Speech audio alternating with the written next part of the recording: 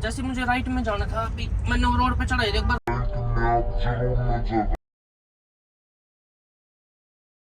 देखिए, अब शहर के अंदर जब भी चल रहे हैं और सिटी के अंदर वैसे हैं, तो एक चीज का बहुत ध्यान रखें। जैसे छोटी छोटी जो गलियां निकल रही हैं, इनमें से भाई कहीं से भी कोई भी व्हीकल आ जाता है, कोई बाइक वाला, कोई और लेन में नीचे रहकर रोड पर सीधी करनी है कार।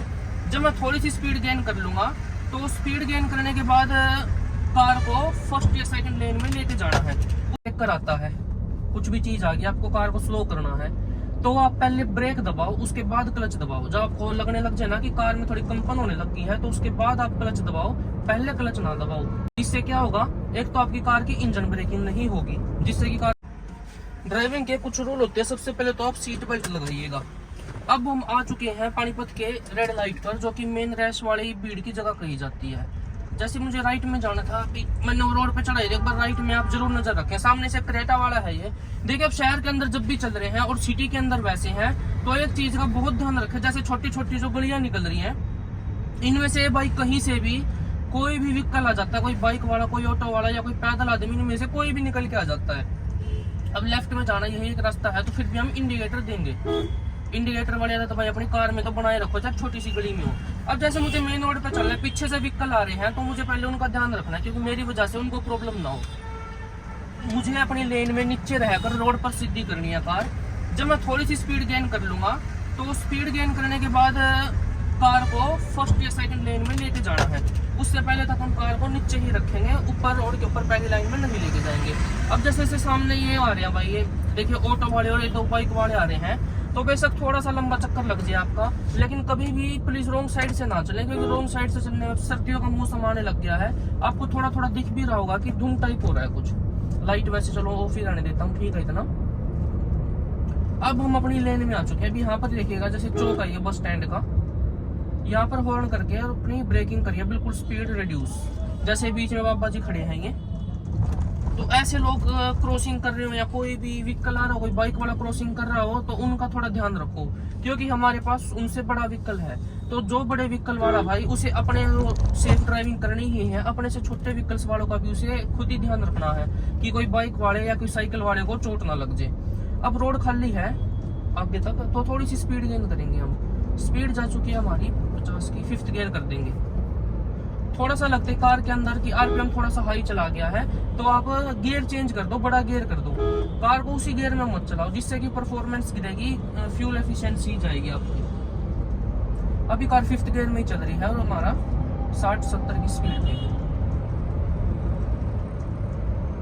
जैसे बाइकर्स हैं ये, अब हमारे माइंड में क्या कैलकुलेशन रहती है? कैलकुलेशन ये है, इस बाइक वाले ने अगर अचानक से ब्रेक मार दे, तो मुझे इतना डिस्टेंस पहले ही रखना है कि ऐसा कर भी दे तो कोई प्रॉब्लम ना हो। अब जैसे स्कूटी वाले और बाइक वाले, मुझे यहाँ से जाना, तो मैं हॉर्न करूंगा ताकि ये एकदम राइट में ना कर दे, कार के साथ टकराना चाहिए। अब रेड लाइट आ गई है भाई, कोई रुके ना रुके, हम हमेशा रुकते हैं रेड लाइट पर, और रुकना भी चाहिए।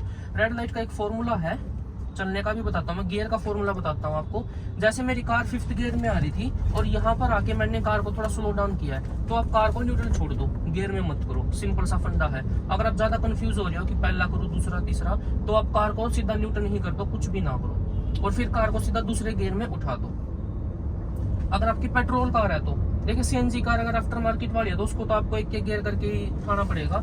पेट्रोल डीजल कार को चाहे तीसरे गियर में उठा लो, थोड़ा सा 2-3 सेकंड ज्यादा टाइम तक आपको बस क्लच प्रेस रखना पड़ेगा। अब यहाँ पर क्लच की पोजीशन बता देता हूँ मेरी क्या कुछ चल रही है।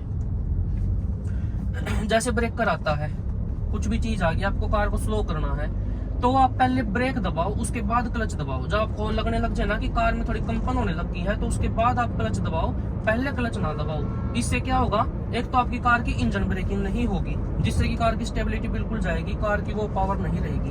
अगर आप क्लच दबाकर ब्रेक लगाते हो, तो आपकी कार टाइम पे रुकेगी नहीं बिल्कुल भी। लेकिन ब्रेक दबा के जब ऐसा लगना लग जाएगा क्लच की जरूरत है, जब दबाओगे तो आपकी कार की ब्रेकिंग देखना 0 to 100 भी थोड़ी सी देर में कर देगी। आपने क्रेटा का देखा होगा, डीजल कार है, साइड में से गई है, तो उसने बहुत धुआं फेंका है। तो कभी आपको ओवरटेक करना हो, तो आप इस चीज के बारे में ना सोचें कि भाई फ्यूल एफिशिएंसी जाएगी या कुछ भी हो। जो से गियर में है कार, उसको खींच दो।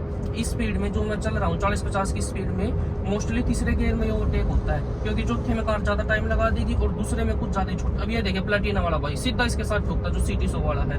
आपके पास भाई चाहे पोर्शे हो चाहे प्लेटिना हो, कोई सा भी व्हीकल हो, कभी भी भाई फुकरापंती में मत चलाओ, हमेशा तमीज से चलाओ। अब लेफ्ट में देखते हैं हमें जगह मिलेगी क्या, इसका फॉर्मूला क्या है। थोड़ी सी कार को बाहर निकालते हैं पहले, तो मैंने बाहर निकाल के देखा है कि आगे बाइकर्स चल रहे हैं, तो भाई कोई फायदा नहीं है, जगह नहीं मिलेगी, तो हम इसको वापस इसके पीछे कर देते हैं। और पीछे भी ऐसा नहीं है कि अचानक से कर दिया।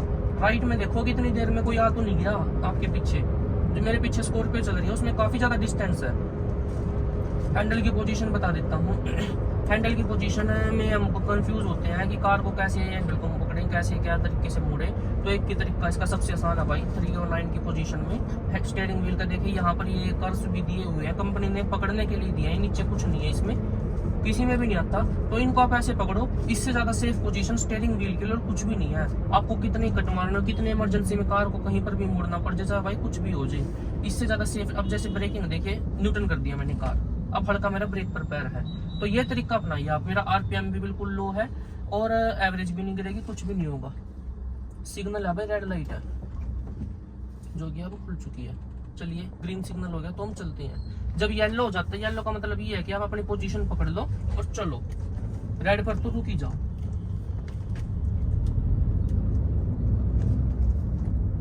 आपने यहाँ पर ये चीज देखी होगी कि मैं 5वें गियर में कार को चला रहा था, जैसे ही मुझे रोकनी पड़ेगी कार, तो मैंने कार को न्यूट्रन कर दिया है पास में आके। सिचुएशन पर डिपेंड है ये। अगर आप न्यूट्रन कर सकते हो तो करो, ये नहीं है कि आपको गियर की जरूरत है कार थोड़ी सी बढ़ाने और आपने न्यूट्रन कर दिया, आप उसको धक्के से न्यूट्रन करो तो आपके गियर बॉक्स पर इससे काफी ज्यादा इफेक्ट पड़ेगा। अब जैसे ट्रक के बीच में भाई ओवरटेक करना, सबसे पहले तो उसको आगे निकालता हूँ अपनी कार को।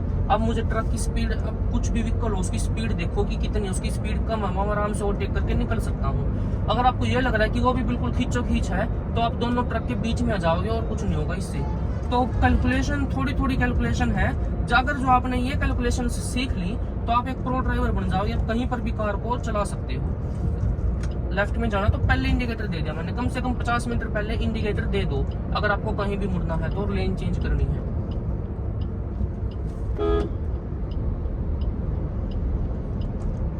ये आगे जो अब फिर से अब कार को करूंगा मैं 4th गियर में, क्योंकि मुझे अब कार को रोकना नहीं है, अब मुझे कार को चलाना है, मुझे सिर्फ गियर छोटा करना था। मैंने कर दिया कार 4th गियर में। तो अगर आपको वीडियो अच्छी लगे तो भाई लाइक कर दो और चैनल को सब्सक्राइब